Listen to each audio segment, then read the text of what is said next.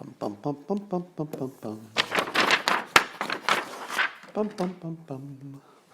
Bum, bum, bum, bum, bum, bum, bum, bum. Hey, everybody. Come on in.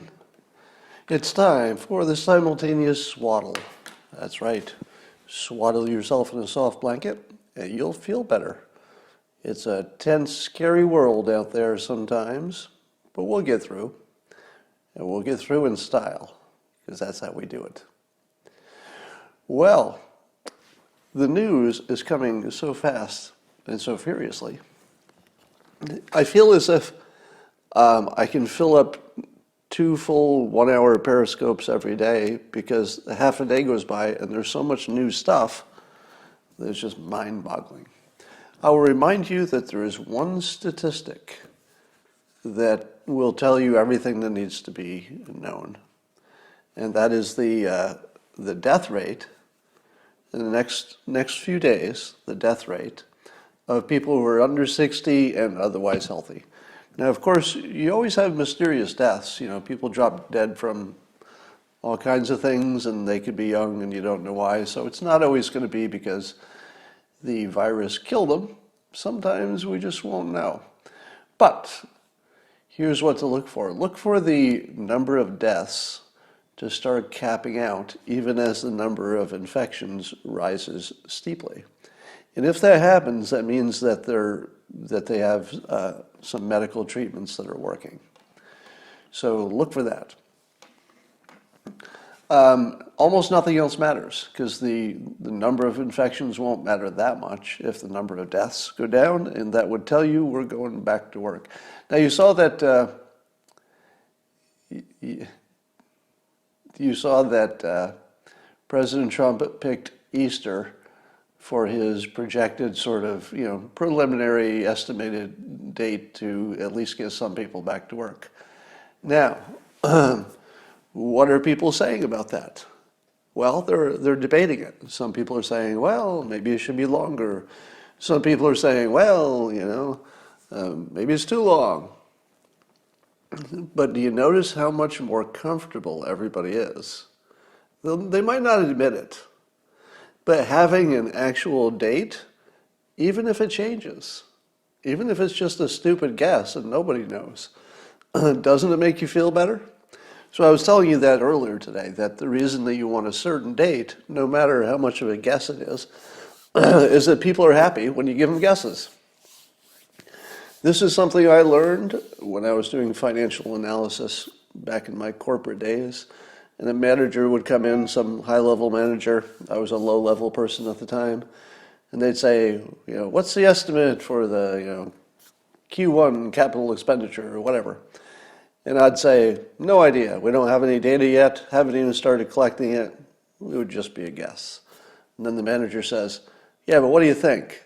And I'd say, well, it doesn't really matter what I think, because I have no data upon which to go on, don't even have an estimate from prior years, don't have anything to go on, wouldn't know. And then the manager says, yeah, but I kind of need a number. So you say, 25 million. And the manager says, thank you. And he walks out and he's happy. I don't know why, because under that situation, you shouldn't leave happy because you didn't get any information. I just made up a number. But he would still leave happy, and I could replay this scene over and over and over again. One of the most dependable psychological phenomena is that if you give somebody a number, they're happier, even if they know it's not accurate. We're just built that way. So the president did just that. He gave us a number, and I think it was brilliant, honestly. I don't think he'll get credit for how smart that is. Because he could have said, it depends. He could have said what Fauci said. So Fauci is up there acting like a good doctor / scientist, but he doesn't have the leadership gene, if you know what I mean. Meaning that when he talks, you say, okay, that sounds credible, and you sound like you know what you're doing, and I think you have our interests in mind, and a lot of good stuff, but he's not a leader. And it's not his job. I mean, I'm sure he's a leader among, on task, but he's not sort of a leader in the way a president is, or a general or something like that. So Fauci was trying to give us the, well, it depends, highly variable, it could happen, blah, blah, blah. And Trump just said, we're going to try to make it Easter. Might not make it, but we're going to try to make it Easter. And then I think Trump let us look behind the curtain a little too much. Not that we wouldn't have figured this out, but that it's a little bit obvious that they had an approximate zone, and the president, at some point, maybe somebody suggested it first, but at some point the president realized that Easter was in that general area, and then it was just over. What were the odds that this president would not have picked Easter as long as it was somewhere in the range of a reasonable guess? No, he was going to pick Easter. It's Easter all day long. And you have to admit, it's free money. It's just free money again. Because he ties his brand to Jesus. And he's not saying it. Trump is not saying, he's certainly not saying anything like this. He's not saying, compare me to Jesus because I'm going to resurrect the economy of the world on Easter. Now, the beauty is he doesn't have to say it because it's just sort of there and you can't not see it. And it's hilarious. At the same time, it's effective because you don't want it to work, right? If you say to yourself, I get it, I see what he's doing. He's trying to make me think of Jesus. At the same time, I'm thinking of him because they're both, something got resurrected in both cases. And you're going to say, I resist that association. It doesn't matter. It doesn't matter a bit because the association is the association.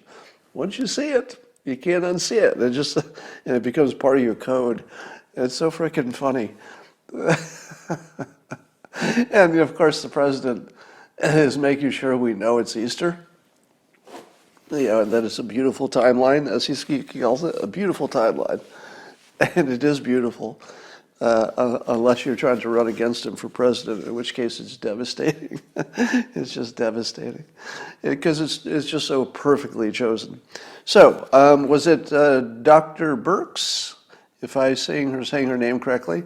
She also emphasized a point I made this morning, which is that another hardcore rule of management, and management is important because we're trying to manage this virus and manage the country and manage the economy. So knowing how to manage stuff is pretty important. And Dr. Birx demonstrated that she has a deeper talent stack than maybe you guessed. I don't know what her background is, but when you hear somebody, she's a medical doctor, right? But when you, scientist, doctor, which was she? But here's the part that was impressive. So when she was explaining the deadline, she said, a management truism, that people respond to deadlines. It's a way of focusing things. People will meet a deadline even if it's a random deadline. We're just built that way. You give us a deadline and we're going to work twice as hard and get that done. And she pointed out that was just, sort of a reasonable, smart thing to do because people work to deadlines. Now, that's not the sort of thing you hear doctors say normally, which without checking, maybe somebody can check while I'm on here, I have a suspicion that she has a deeper background than medical science. Because that's very managerish, It's something you just wouldn't hear from a medical person so much. So picking the date is brilliant because it focuses us, it makes us feel comfortable even if it's wrong, and it will focus attention. And I think it couldn't have been done better, honestly. I don't think the president could have handled this part better, coming up with that timeline. All right. Poor Joe Biden. I think most of you have seen the videos now where he's trying to do his little video studio thing. And it's just very sad because he seems confused, and at one point he said a sentence that didn't make any sense. And, he's obviously just struggling up there. So for whatever reason, maybe there's some production problems we don't know about. Maybe there's something going on. But he's failing hard. I just saw something that said he canceled his press conference for Tuesday, but that doesn't make sense. Maybe it meant Thursday, because it was a current tweet. I don't know why you would cancel yesterday's press conference. So here's the thing. It's pretty obvious at this point, isn't it, that everybody knows, meaning that the Democrats, even the ones who support Joe Biden, even the ones who love him, they can see it now, right? I don't think I'm going too far out on the limb. I always talk about the two movies, you can only see your own movie, but I don't think that's the case here. I don't think so. It looks like they're seeing the same movie, and just sort of, there might be a little wishful thinking that it's not as bad as we think, or maybe he's just having a bad day. So I think the Democrats are pretty steeped in wishful thinking, because I know they see it. I think they're just wishing it goes away or fixes itself or something. So I don't know what they're going to do about that, honestly. But Trump's approval rating for just, I guess, the coronavirus stuff was at 60%. Trump is at 60%, and we're not anywhere near the end of it. What happens if it's November and we reopen the economy wisely? Maybe there were some missteps, because of course there will be. It's a big complicated thing full of guesses. There are going to be missteps. But let's say we get, we right the ship every time we get off, and it's November, and we're not back to where we were, but we're heading that way hard. And people are going to say, President Trump, it looks like you got us through it. But more importantly, we also got to watch Biden not be able to do any kind of live streaming video thing, and it was kind of pathetic. So I think he took, a week to put up his studio. Let me give you an example of someone who's not 1,000 years old solving the problem that Joe Biden took a week and his team took a week to solve. I will do it in the character of AOC. So I will be AOC, and I just realized that I'm going to be, can't leave the house, and I have to talk to the public. How will I solve that? Oh, that's right. It's in my hand. Beep, beep, beep, beep. Hey, everybody, I'm AOC. Would you like to watch me eat some popcorn while I talk about your health care? 65 million views. Now, you watch Joe Biden, he couldn't even get that much together. Now, I'm exaggerating. There's a little bit more to what he's trying to do in his studio, but not much, and he didn't have to wait. I mean, he could have just held up his phone and started talking. It works for everybody else. Don't worry, that's not coronavirus. So as we watch Joe decomposing and looking helpless, I would say helpless would be the word I would use for what we've seen so far. He seems kind of helpless, wouldn't you say? While you're watching the president doing these, tour de force press conferences every single day, working on this problem, moving heaven and earth, the whole world is coordinating. And we're going to compare that in our minds to that weak little helpless Joe Biden. And I came up with a kill shot for Joe Biden. And it's not even fair, because, the win would be a kill shot at this point. But I think this would be the tagline I would give him if I were running against him for president. Joe Biden, he's not good at things. Right?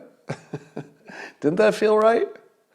Joe Biden, he's not good at things. Because we watched him try to do this, home studio thing, and he's clearly just not good at things.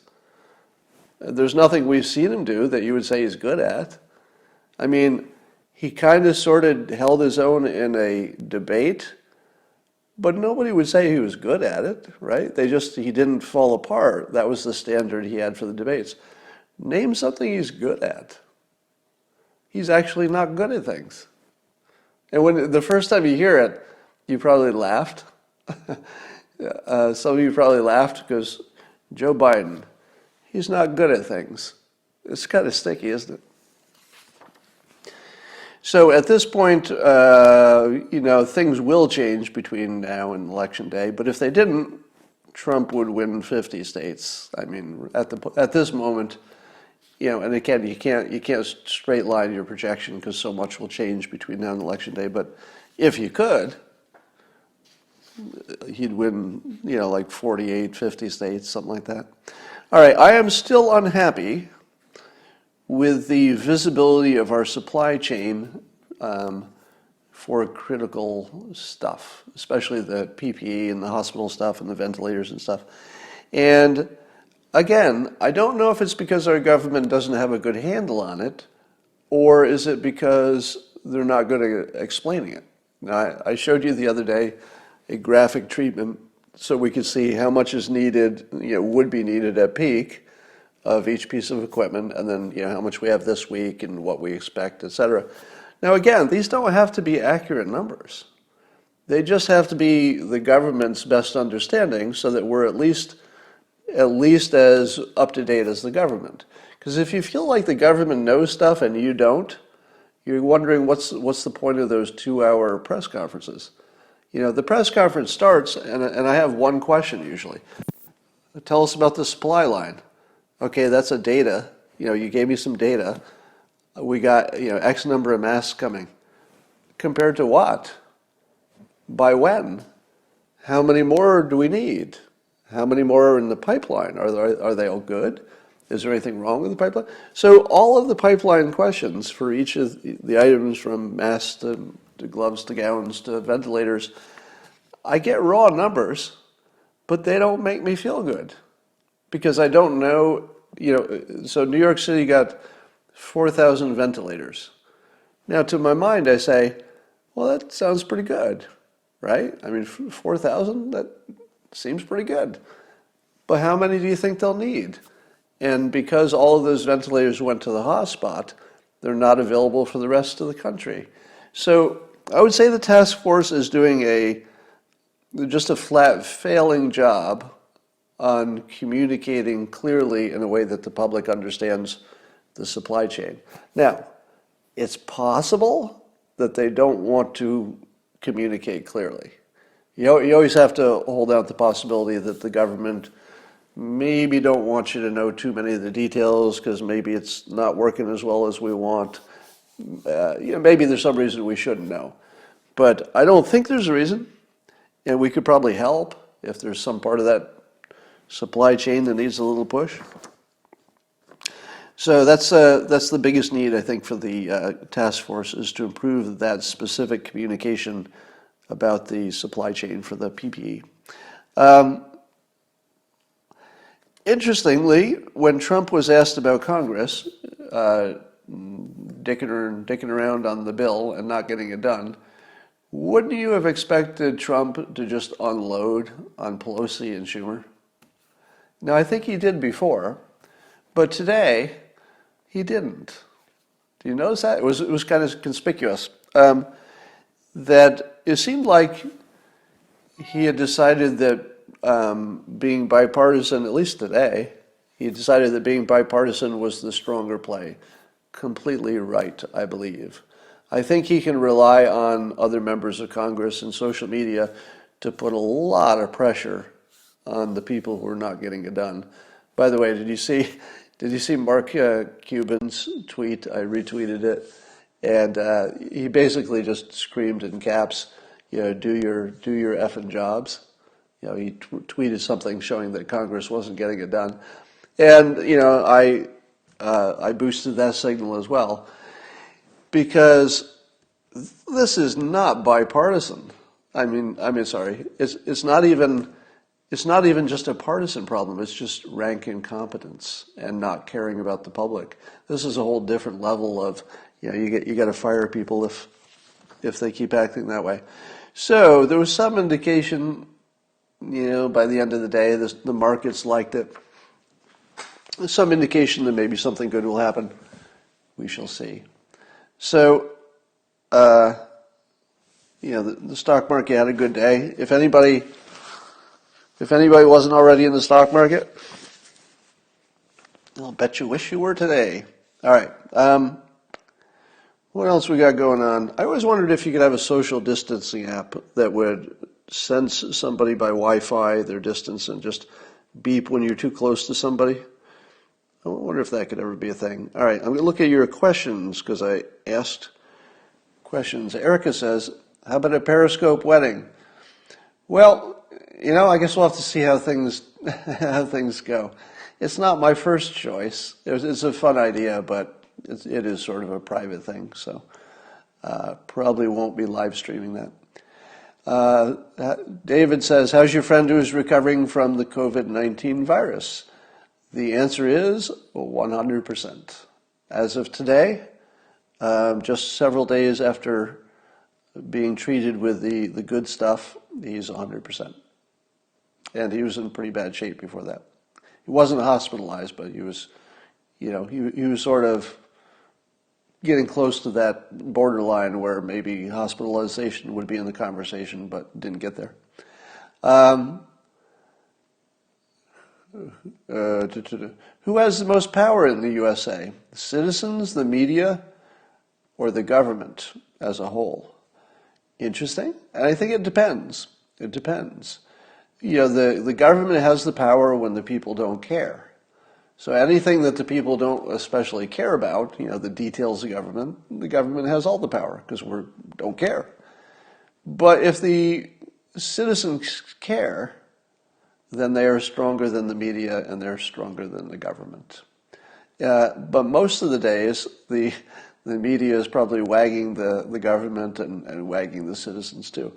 But in let's say a situation like this is a perfect example. When the Democrats threw all that pork in the bill and the Republicans said nope, I think it's the public that made that change.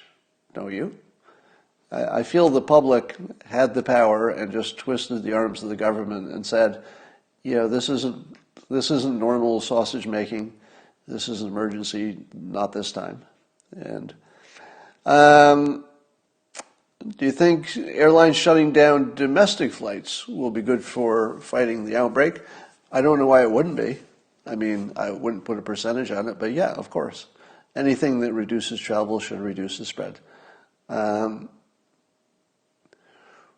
What do we know about other treatments? I don't know too much about those.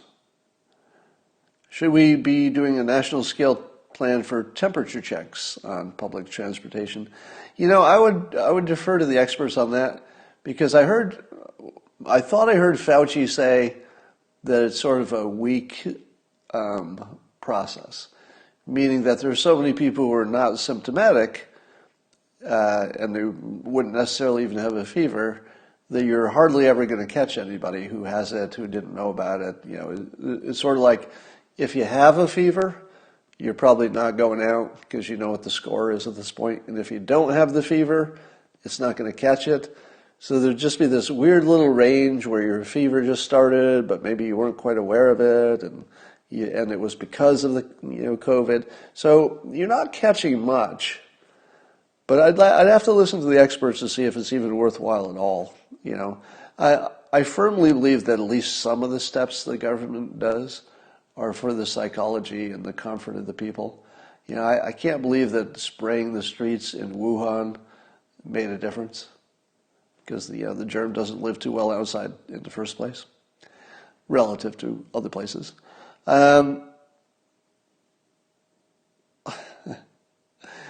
Did you see Joe Biden sneezing into his hand on his video press conference, and Jake Tapper busted him on it?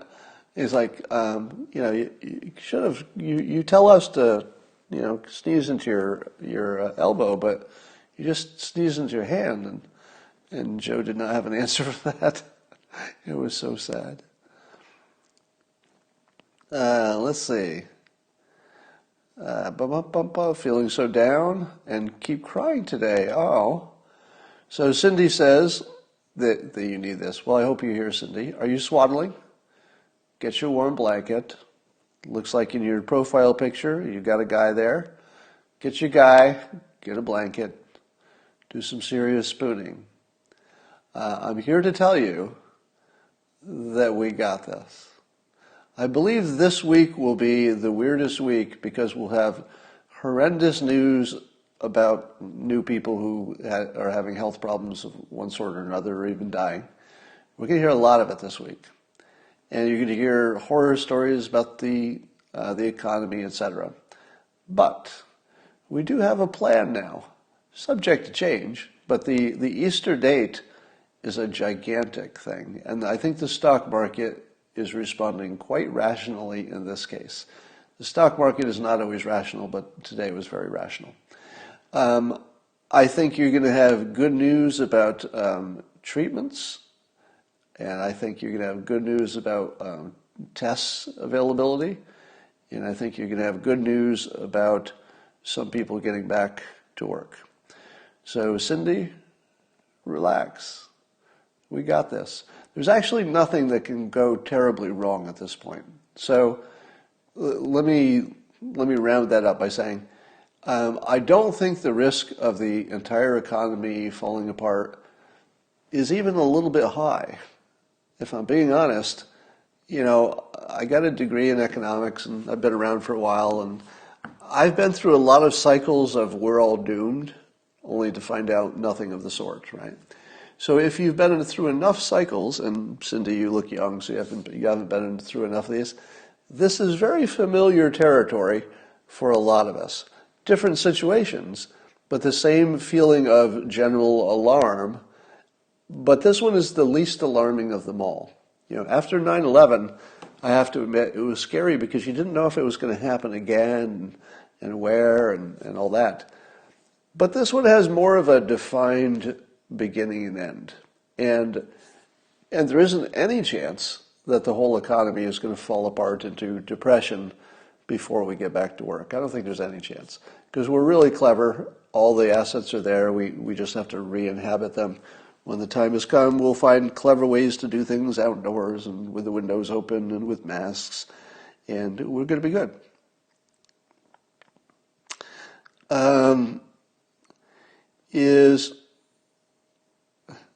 Is capitalism dead?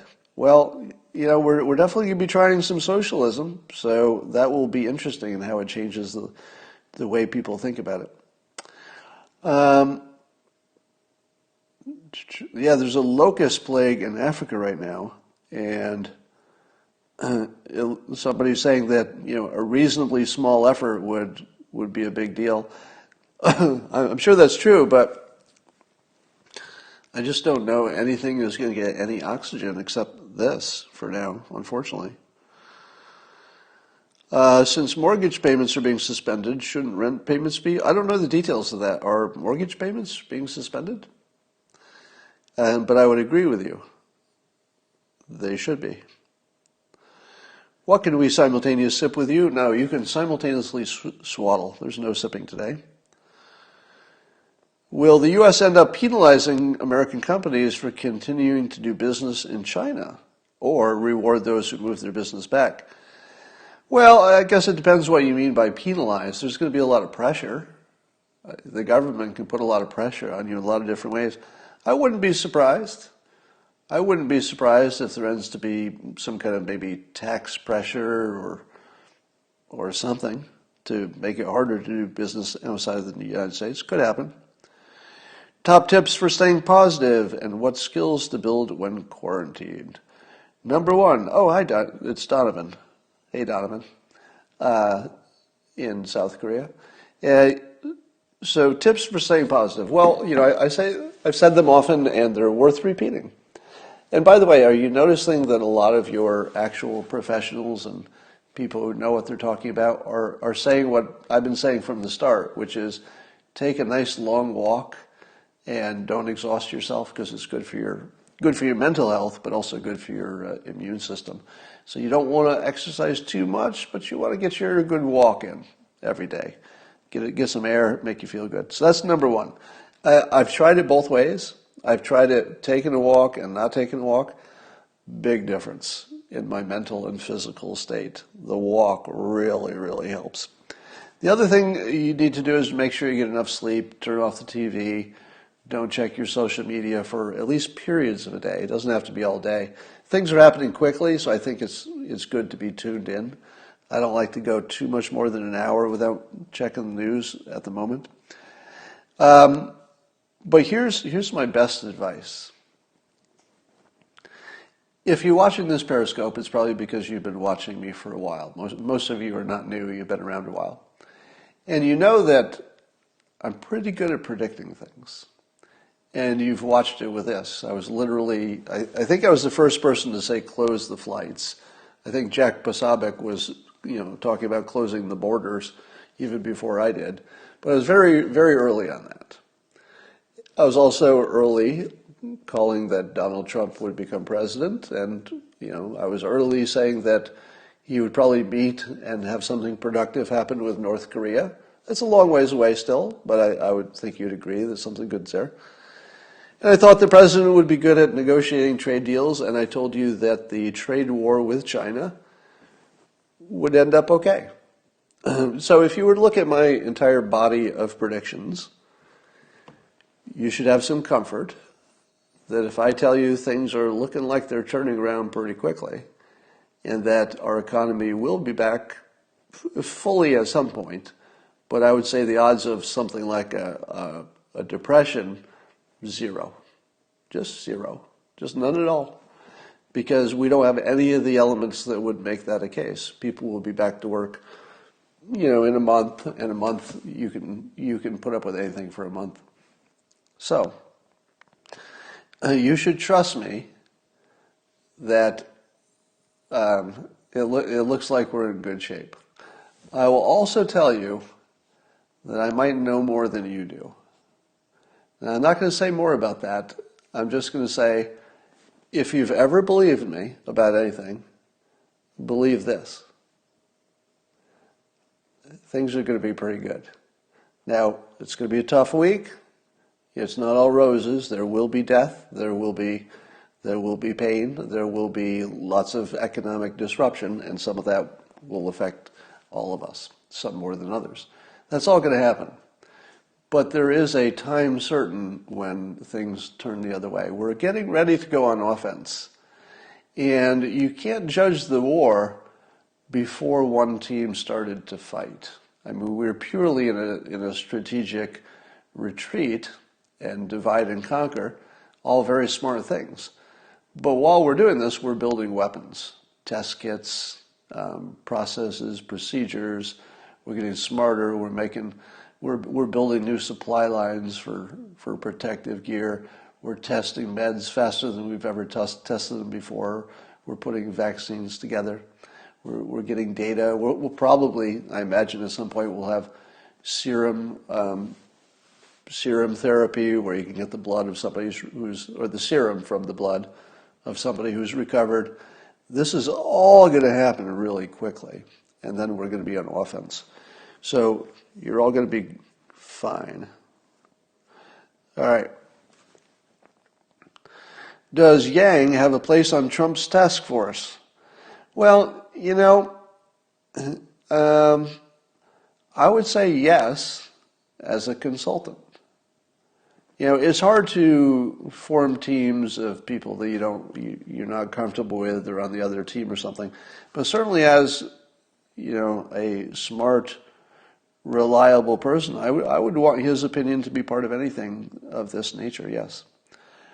How best to encourage an elderly relative who lives alone in another town? Well, contact, but video contact. The main thing I think your elderly relative needs is lots of contact, especially if they can't leave the house. So, if they do stay in, they're pretty darn safe as long as they stay away from people. Question, can high-quality hypoallergenic vacuum bags be repurposed as masks in an emergency? Wouldn't they be better than a cotton bandana? I do not know, but among the questions I would ask is there any kind of fiber on there that's going to jump off into your lungs? I don't know. That would be the first thing I'd ask. But I have no idea. I don't imagine that a vacuum bag would be engineered to those specs. I don't know. Somebody else says there's an Oxford study that implies yes, if you double up with an outer wrap, such as a scarf. Okay.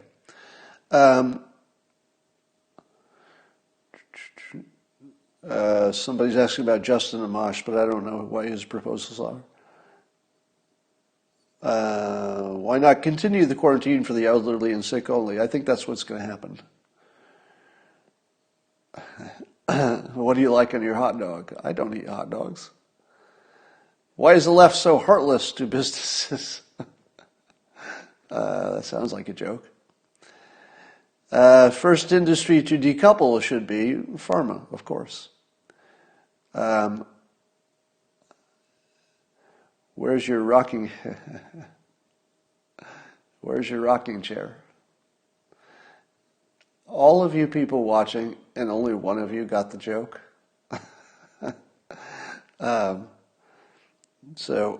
Steve LL, congratulations, you're the only one who got the joke. Why would the governor of Nevada ban the malaria drugs? I don't know anything about that.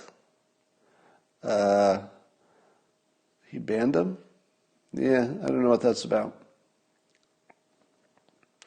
Does it seem that people care more about re-election than the best solution of the country? Yes, some of them. Tips on lowering the stress or anxiety of family and friends during this time. Well, the main tip for lowering somebody else's anxiety is the one I'm modeling right now. If you can't get yourself calm, you're not going to calm anybody else down. So job number one, and this is the Caesar the dog whisperer method.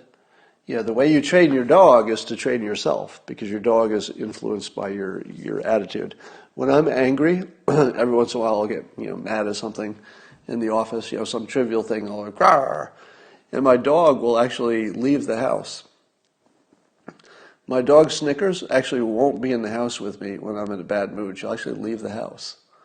And it's not like I beat my dog or anything. She just can't be around a negative attitude. She just won't have it. So she just leaves the house and sits in the backyard for a while. She's got her own little door there. So if you want to get your relatives to calm down, it starts with you. And you're going to have to come with a real calm attitude, and you're going to have to show some knowledge. Because if you don't know more than they do, you're not going to be able to calm them down. So you got to be smarter and more well-informed. You got to be relaxed. You got to keep them informed and remind them that the main things I would remind people is that the economy is not broken. I mean, it's really not. It literally just took some time off. All the assets are still there. We'll just repopulate them as soon as we can. So the economy is going to be fine relative to a depression. There will be some kind of mild recession that won't last that long. And then in terms of health, as long as they're staying away from social contact, they should be fine. But I've said before that watch the death rate in the next 2 days. And the reason I say that is I think that hydroxychloroquine and azithromycin and zinc combo is being tested, but probably people are already using it. So if you look at New York City and you see the death rate just start plummeting, it means they're starting to use the drug and it's working. If it doesn't, if the death rate in New York doesn't start going down pretty quickly, no matter what the rate of infection is, well, then I'd be worried. But until that happens, I'm not worried. All right. Nevada signed a measure to protect the malaria drug from hoarding. That makes more sense. It makes more sense that they were protecting a scarce resource. My sister is raging at my aunt, uncle, and cousin for violating quarantine rules. Who do we persuade? Well, I don't know if anybody can persuade elderly people. You reach a certain age and just nobody can persuade you of anything. So if they're not afraid, what are you going to do? Because fear is the only thing that would make people stop it, and people have different reactions to scary things. So if they're just not afraid, what's going to stop them? Now, the way I would go is to say, you're not a patriot. So you probably want to find out what your relative's hot button is, because everybody's different. So let's say you knew your relatives were very patriotic. That's the path I'd take. I'd say, I know you don't think you're going to get it, and I know you don't even care if you die. But you are just not being a patriot, because the whole point is you don't want to get out there and get it and give it to somebody else. Do you know how many people you could kill personally? Do the math. If mom, dad, if you get it, you're probably going to give it to some family members, and let's say they're fine. In most cases, they'll just recover and they'll be fine. But statistically speaking, because it's spreading so fast, you're going to give it to 2.5 people, and each of them is going to give it to 2.5 people, and each of them. Chances are, any one person who violates the quarantine and actually gets infected, just that one person could kill dozens, right? Unless, the wild card is if we get some meds that can really stop it in its tracks. But at this point, one person violating a curfew is taking an expected value chance of killing people more than one person because of the number of people who could be affected just by one infection. So depending on the person, you either want to go for patriotism, you want to go for fear, but it sounds like they don't have fear, but maybe you could give them more information until they did. Here it is. Do you want to scare people into staying home? Find an article from nurses who are dealing with people as they die from this. I'm not going to give you details, but let me say that of all the ways you could die, I don't know I've heard of a worse one except maybe being on fire. Right? Of all the ways you could die, being on fire would be pretty bad. But dying from this is pretty bad too. So if you want to scare somebody, just because I'm not even going to give you the details, but it's the last hours are pretty darn ugly. So stay away from people. All right. What does your economics degree say about unlimited quantitative easing? It says there's nothing unlimited, so everything's limited. Did I talk about Nevada? Yeah, I just don't know too much about that, except they're probably protecting it from hoarding. All right. So you could have 56,000 people infected through one infection. Well, it's more than that, because every person on Earth who's infected came from one person. Think about that. Everybody on Earth who's infected started with one person. So if you're asking yourself, how many people could you personally kill if you get it and spread it? I don't know. How many people have died so far? What's the total worldwide death count? Tens of thousands? So you could actually be responsible for killing tens of thousands of people. That's not even a joke. That's just math.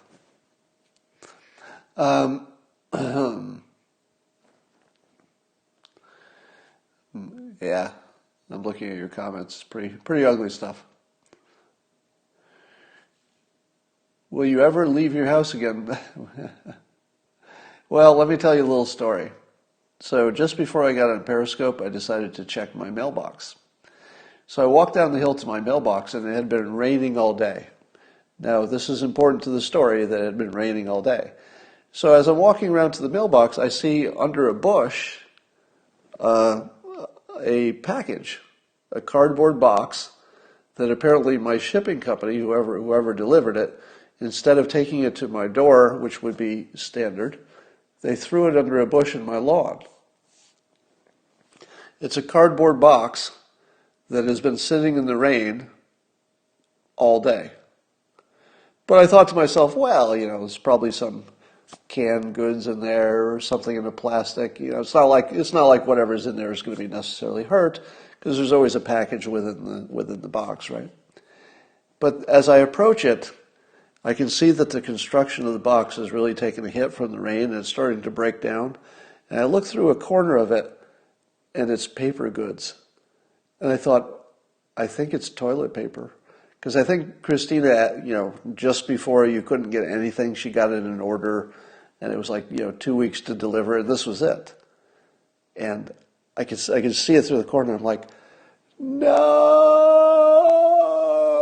So time stood still as I ran to the bush and I tried to scoop up the melting, wet box that had paper towels in it, as it turns out, not toilet tissues, but they weren't wrapped in anything.